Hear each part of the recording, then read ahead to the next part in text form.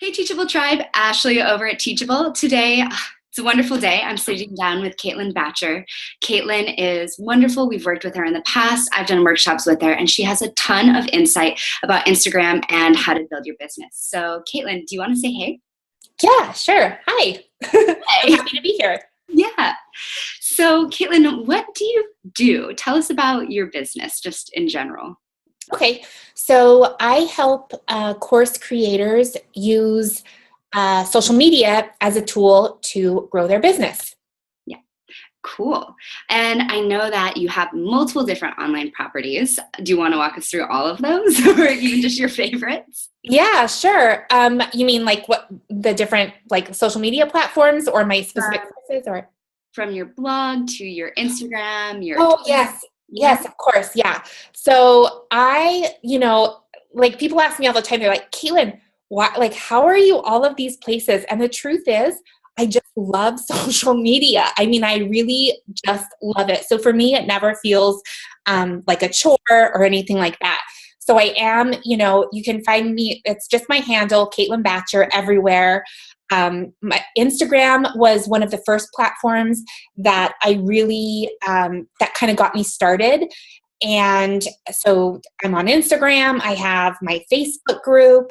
Um, and let's see, I'm on Snapchat. Now Instagram stories is here. So like, Yeah, I've seen you on on that too. Periscope. Like you're all over the place. Yeah, like Pinterest. I'm like everywhere. Yeah, and you do it so well too, because I feel like I've seen a lot of people, they have all these different social media properties, and all of them are struggling. None of them are giving ROI. And I know you've done it a lot different. But before we get into the nitty gritty, I want to take a step back to where this all really started. So you ditched that cubicle, that 9 to 5 time. How did that start? When did you decide the 9 to 5 wasn't for you? So I actually, I used to be a public school teacher. So I taught for 8 years. And when I had my daughter, I decided to stay at home for a couple years. So I stayed at home. And after that, I got into social media management and I was freelancing. So I still was kind of like, I guess they call it like a work at home mom. So during nap time or whatever, I would do social media management for various clients. Mhm. And I still kind of felt like I was tethered to Skype because doing that one-on-one consulting and social media management, it just took so much time, and it wasn't. And so, like the whole reason why I went into business for myself was so that I would have a lot of freedom and I would have time to spend with my daughter. Right. But I felt like I wasn't having that. And so that's when I, decided to launch my first course, and that took off. And then I was just like, hey, I love this. Yeah. So Yeah. then I just switched to an online course model. Oh, really? Okay. So I know I've looked at your courses. Wham Bam Instagram is awesome. Everyone loves it. I've been in your mini courses as well.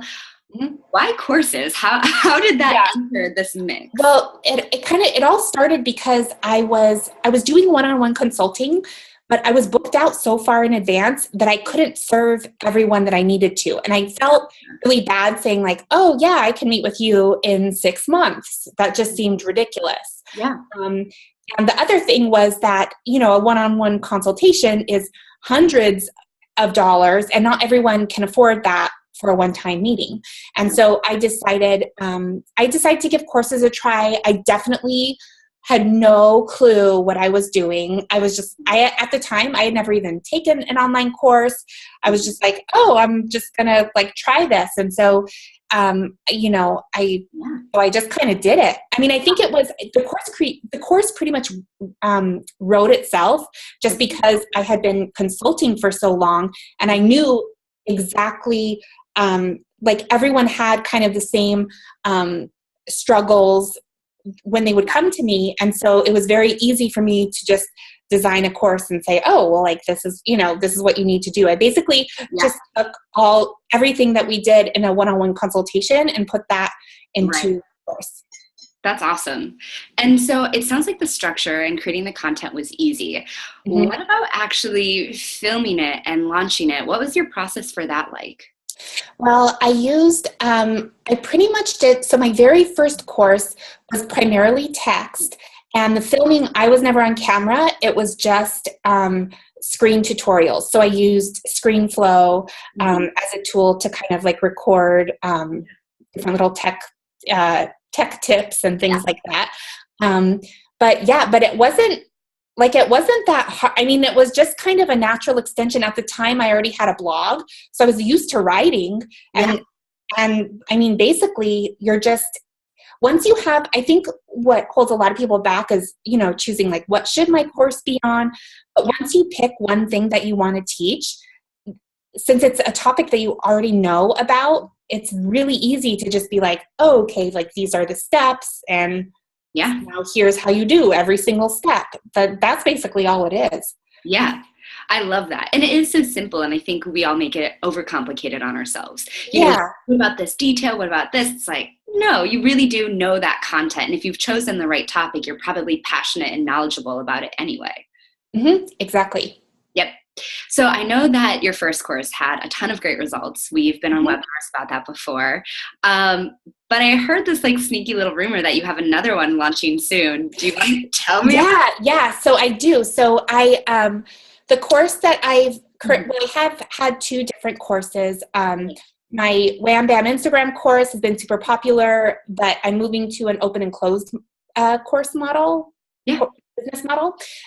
And so that course is closed, and I do have something new launching that is coming up in August, and it's going to be all about Facebook groups. So I'm super, super excited about that. I've been doing a lot of education with my audience over the last 6 weeks, lots of free content upgrades, lots of live streaming within my Facebook group, lots of blog posts, and it's been really fun. One of the things that I think a lot of people forget to do before they actually launch their course is to take the time to really educate their audience on the importance of that topic. That's true. So I've been spending a ton of time doing that. Oh, that's so awesome. And I know Facebook groups are one of the first things over here at Teachable that we suggest for people who are looking to validate their idea. It's like find these online Facebook groups, give them your lead magnets, do research there. And then when you launch your course, you've got a place to do it and it doesn't feel spammy. Yeah. What exactly does this course teach? Is it how to work with those communities, validate ideas, grow your audience through them? Yeah. So it's all of that. It's basically the thing that I think a lot of people struggle with when they have a Facebook group is, first of all, getting people into the Facebook group, right? You need to make sure that it's consistently growing. The next thing that people struggle with is getting engagement. So in order to really get what you need from a Facebook group, you need people to participate. Right. And there's lots of different strategies and tactics that will really kind of help spark that conversation. And the thing is that, yes, a lot of times people think, oh, should I do a Facebook group? Because I don't know if it's going to take a lot of time. I'm not sure if it would actually lead to sales. Yeah. But when you think about it, businesses spend millions of dollars on target market research, right? A Facebook group is a way to do that for free because you're attracting all of your ideal customers into it and you're listening to them talk. Yeah. And in a Facebook group, people don't just talk about how great everything is going for them. They talk about what they're really struggling with, and they're telling you without you even having to prompt them, they're telling you what all of their pain points are. So creating content for social media, for your blog, for content upgrades, and then once you validate that idea, eventually your course, that whole process becomes incredibly easy. And so you're able to create content you're able to create an Instagram post that really speaks to your target market. Oftentimes when I make posts on Instagram, I'm taking something directly from my Facebook group. I'm answering a specific question that someone asked. And then on Instagram, people are like, oh, how did you read my mind? It's like, well, I just listened. Yeah. Yeah. And it's not the same. I know a lot of people are active in other Facebook groups, and that is a great thing to do. But it's not your target audience. Like, I mean, it's not those people are not all on your list. So it's a big mistake to go into someone else's Facebook group and be like, oh, what are you struggling with? And they'll tell you what they're struggling with, but all of those people are not on your email list. Yeah. So what are you going to do? Make a product for who? Like for that, like you can't come into my Facebook group and promote it. So it doesn't really make sense. It's really important that you have your own, no matter how small. Like that's the other thing. I have I published a blog post this past Monday interviewing lots of different course creators that have small but mighty Facebook groups. So it doesn't, people have this idea in their head like, oh, like, well, you know, I don't really have a big social media following. I don't have a big email list. How is this really going to be helpful? And so that blog post goes through and they tell you exactly how having this Facebook group has benefited them. It's people that have like 100 members, 200 members, 300 members, small groups, but they're all getting so much value out of it. Yeah. And I can speak to that as well. You know, here at Teachable, we have the Teachable Tribe. It's a pretty active Facebook group. Once you're on our product, everyone's invited to join. And for us, that has been the inspiration for blog posts or questions, or if we're having problems with our product that we want to tell people about. So everything you're saying is spot on, and I can vouch for it. And even more interesting, you know, for a while, some people were looking at using Slack for their online community. How about this new idea, Slack for your people? We tried it and it didn't really work for us. Yeah. So I have a funny story about that. There's a well-known course creator. I won't say her name, but she actually emailed me last night. Yeah. And she said, hey, Caitlin, I'm launching this like free course that's going to funnel into a future paid course. And when people and I wanted it to be on Slack. And so I sent out the email, like 700 people, have opted in for it today. I'm so excited, but I only have 20 people on Slack and nobody's doing anything. And you know what? Slack can be a great tool for your paid courses after people have already paid to be in your course. Like for sure, you can use Slack as a community for that. Yeah. But people are already on Facebook. Like people are already there. And I told her, I was like, you got to switch over to a Facebook group. And she was like, I know you're right. We were emailing all last night. She's like, I know you're right. Just like walk me through the process. Tell me what to do. Yeah. She's been in other Facebook groups, but she hasn't had her own yet. Yeah. And so I just kind of like walked her through it, told her like, these are things to look out for. Like, make sure that this happens, whatever, how to set it up. Right. And she was like, okay, like I'm going to do this. But it's like, you can't replace the kind of excitement that a Facebook group provides, especially prior to a launch. I was listening to James Wedmore's podcast the other day, Mind Your Business podcast, and he was talking about a launch that he did, which was like, multi-million-dollar launch. And he said that for that launch, he had the idea that he wanted to have a little Facebook group for that launch. And his entire team was like, no, like that's not going to be, like that's going to take too much time. I don't know if it's going to lead to sales, whatever. It was like, yeah, we're just going to do it. So he did it. And that Facebook group was responsible for 89% of his sales. So he was able to track that back. So that means 89% of the money that he made came directly from that free Facebook group. It's because when people buy, they go in there, they share their excitement. Now with live streaming, you're able to like kind of do like a webinar on demand. I mean, it's just, there's so much potential there, and it's free for you to set up. There's no charge. Yeah, I absolutely love that. I think that's very, very true. And yeah, I would definitely recommend to anyone, start getting into Facebook groups. I have a question though. So for everyone who's just starting out, maybe you're starting with a blog or an Etsy shop, you're just leaving that 9 to 5. There are a lot of social medias out there, right? Pinterest, Instagram, Facebook groups. And where do you spend your time? How do you decide which one is right for you and how many you should be working with from the very beginning? So I think that one of the things that I'm interested in is which platforms really develop the most ROI, right? Because when you're first starting, just like me, when I was first starting, I didn't have a team. I didn't have a social media manager. It was just me.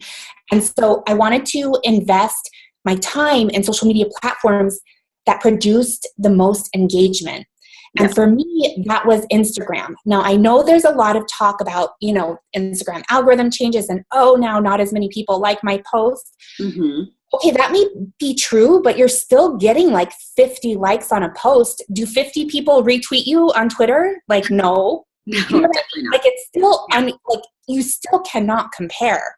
Yeah. So, like, even, like, yes, Instagram algorithm may have decreased your reach a bit, but it's still doing way better than anything else. Like, when you post on your business Facebook page, do 50 people leave a comment? Like, no, that doesn't happen. Yeah. But 50 people will like your Instagram, right? Like, and I think that especially when you are selling online courses, Instagram is a great way to really give value. Like, start with your blog, so whatever your blog post topic is, and take little snippets from that blog post and then schedule it onto Instagram. Like, it's a great tool to build trust. And the same thing goes for your Facebook group. Then once you're in, after you create that blog post, take a snippet of that and make a little Facebook Live presentation, like a 10-minute presentation inside of your group.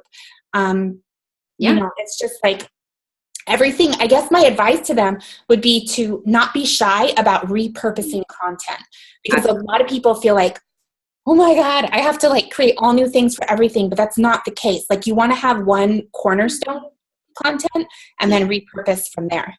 Yep. And I do absolutely the same thing. It's like, I'll write a blog post, the intro becomes the newsletter, my favorite lines become tweets, the intro gets shortened for my Facebook post, smaller for the Instagram, but it all feeds into each other. Works out as hopefully an efficient way to repurpose everything. Yeah.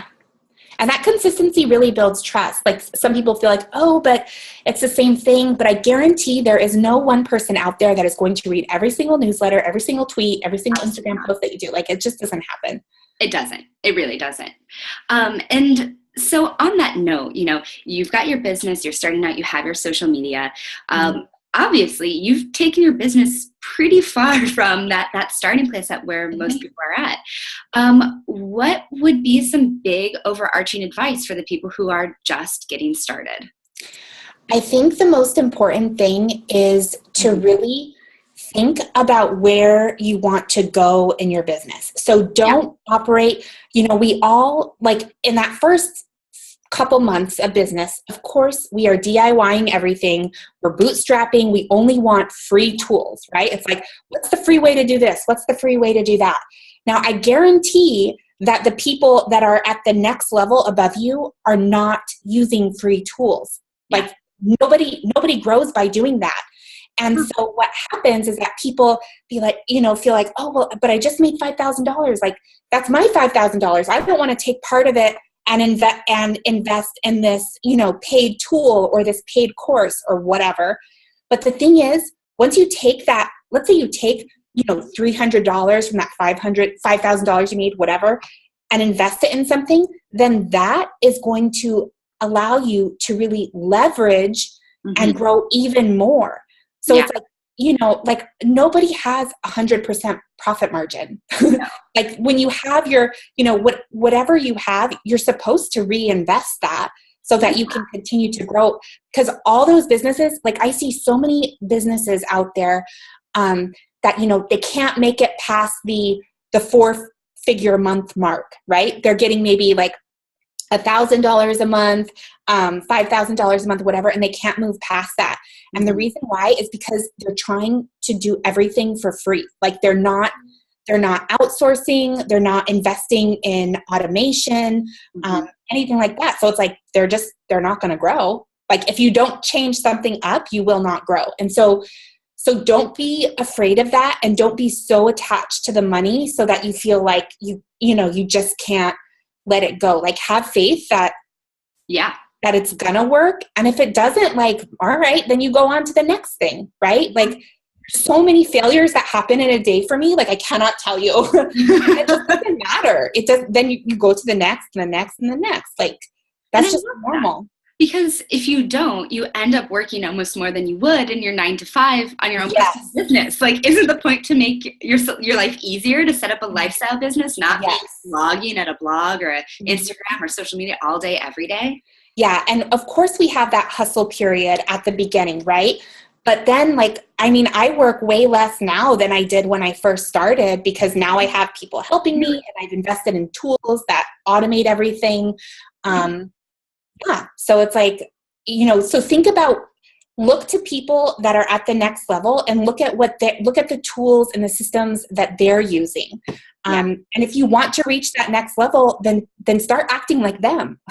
Don't be so fearful to invest. Yeah. Yeah. And that's so easy to do too, because it is a big risk when people finally quit their day job, they start getting started. And I do think there is that natural tendency to hold on to the money. You're like, oh, yeah, a little bit of relief. Yeah. It's here. But also it's like, you know what? Like, I mean, I have like, for example, I have a family, I have a husband, I have a daughter. We ate spaghetti like every day for a long time. Yeah. Like, yeah, you're not going to make a lot of money at the beginning. And if you do, you're probably going to reinvest it. So don't go out to eat. Like, there are don't get cable. Like, there's plenty of things that you can cut back on. But the problem is that a lot of people don't want to make those tiny sacrifices. And so then their business just stays stagnant. Yeah, I love that. That's the hard work and the ethic that I think it really takes when you decide to start a business, because it isn't just fun and games. Yeah. Yeah. Yeah. Like for, like my daughter's birthday, like get one present. Like you don't have to, you know what I mean? Like it's, you don't have to, like don't have this like 6-figure lifestyle. Like if you, like it's just, I don't know. Yeah. It's just like a side rant. No, I actually love that. I don't think it's something we've touched on before, but it is, we kind of grow up in this sharing economy where you can get an Uber, on demand. You can get anything delivered, especially in New York, anytime, any day. Yes. So making those sacrifices when you start to reinvest that money is hard. That's a shift for people to go from this pampered life to and part of it really sucks. Like that first year of business, like last year when my business was really, really taking off and my revenue kept increasing and increasing, like it really sucked to then have to take a chunk of that every month and be like, all right, like I got to give it to this person so they can do that. But by doing that this year, it's like levels above that. And I would not have gotten to where I am now if I hadn't had that like hard struggle period where I'm like, I mean, I remember just like turning to my husband, it's like, man, I can't seem to catch a break. Like every time I have money coming in, then I have to like reinvest it in this. But whatever, we just like, I mean, we went out to dinner once a week and it was like pizza. Like that was like our weekly treat, right? Like, and your kids don't, I mean, my daughter didn't care. Yeah. So tell me where you're at now, making those sacrifices. How are you now? Yeah. So this year, at the end of the year, I will have probably brought in about $500,000 in revenue with around a 75% profit margin. And that's still me investing in lots of people, right? Like Facebook ads, lots of different things. Wow. And next year, I mean, like there's like really big plans for next year. So it's really going to take off from there. But like I said before, like there's been plenty of times of, of like struggle and sacrifice. And like, I mean, we still like, we don't have like a big house right now. Like we still have an apartment because we are like putting money into the business so that it can then, so that next year we can buy a nice big house or whatever. But so like it doesn't. Yeah. I'm sorry. And what was that turning point? What was the point where you're like, oh, that was the shift. That was it. You mean like in terms of like mindset or? In terms of when the business went from, is this going to work? Oh, this feels like a struggle to, I just made real sustainable income. You know what? I don't remember exactly when it was, but I was talking to, it's just like, I don't know how to describe it. I was talking to my friend Mariah a couple weeks ago. We were at a conference in Las Vegas and we were really, really kind of talking about it. And it's so weird because like at this point, like I feel like we've both just like figured out how to do it. So like once you find out, and our systems, by the way, are not identical because you'll learn that as you're creating your own course business, you'll kind of model it to your strengths. Like my strength is social media and building up excitement and doing this open and close model. That may not be the best thing for you. Maybe like you're better with evergreen. Maybe you're better with webinars or whatever it is. But like once you find that one thing, like the system, which I think for me kind of happened, I don't know. I think it happened for me this year, like maybe even just like a few months ago, where I was like, oh, like this is how I do this. And it's, now it's very easy to predict what your income will be at every stage, because you just look at the size of your list and what your typical conversion rates are and the price of your product. And then like, that's it. Yeah. That's nice. So predictable. Yeah, it is. Like people say, people get afraid of having their own business because it's like risky or whatever. But for me, I feel like this is actually more stable because the success of the business depends on me. Whereas if I'm working for someone else, they could fire me anytime they want. Or like if they want me to do a project, I'm like, I think that's a dumb project or whatever. Yeah. Like for this, like it's all on me. So, and I'm like, I know that I'll work my ass off to keep myself employed. And so that's actually really stable. Yeah. And I've read that. I think it was James Altucher wrote a really like heart-wrenching piece about how a lot of that middle class, seems to be disappearing. And is it as stable to try and work your way up in a 9-to-5 as it is to take a risk and be an entrepreneur now when you're getting in early? What do you think? I don't know. I mean, I don't know. Like, but I do think the other thing is like, it's okay. Like some people are like, oh, well, I don't want to do that because I can't afford to quit my day job. Then it's like, okay, well, don't quit your day job then. Just like do this on the side until you can get, like when I first started, I had to put my daughter in daycare. Like we couldn't afford to put her in full-time daycare. And so I had to give myself a super tight deadline in order to like make X amount of money by this or whatever. And so like you just, it's okay to have a day job and do this on the side until it grows, and then you can quit that and then take this leap. And yeah. Mm-hmm. Absolutely. And so for people who start out the side hustle, they're getting going, they're still working. Mm-hmm. What are the first places you would invest in to make, your time a little bit more, leverage your time really? Is that a virtual assistant? Is that someone who does design? Where would your first spends be, since we've talked about it so much? Yeah. So the first person that I hired was a social media manager. Right. And I outlined a lot of the strategy for her. And so I could have actually hired like a VA to do that as well. But you need that and investing in anything that automates, right? So like Teachable completely automates the selling of your course, right? So like you are literally making money while you sleep. The exact same thing for social media schedulers. I love to use Edgar. That's one of my favorites. Yeah. And like, there's just a lot of, so I guess, if you can't afford a VA for social media, get Edgar. That's $50 a month right there. Cheaper than a VA. Yeah, and I love Edgar too, to get nerdy and into the gritty for a second. It increased our organic traffic like 70%. Yeah. And, I'm a content team of one person. So you'd write your tweets and then they would just disappear. We just took our old spreadsheet, uploaded it, and instantly we saw growth. We saw organic traffic. We saw higher conversion rates. It just changed. Yeah. And the thing is that people always look for shortcuts. They're like, well, I can do that for free if I use like a tool like Bacher, and then I go in every week and like reschedule. It's like, you're going to go in every week and reschedule all that? Like, that's such a waste of time. Yeah. Like, just have it all set up automatically so that you never have to think about it again. Like, you really have to, I think as a course creator, you really have to conserve your brain power to focus on the things that are important. And you should not, if you're sitting down to schedule tweets every week, like there is something wrong with that. Like, you're wasting time. Like, you should not be doing that. What about Instagram? I've seen a couple things that automate your Instagram posts, but it's not as standard throughout the different schedulers. How do you do it? So I use a tool. I used to use Hootsuite, and now I use Later, the Later app. And so you can plan in like all of your posts in advance, and then you just get a little push notification.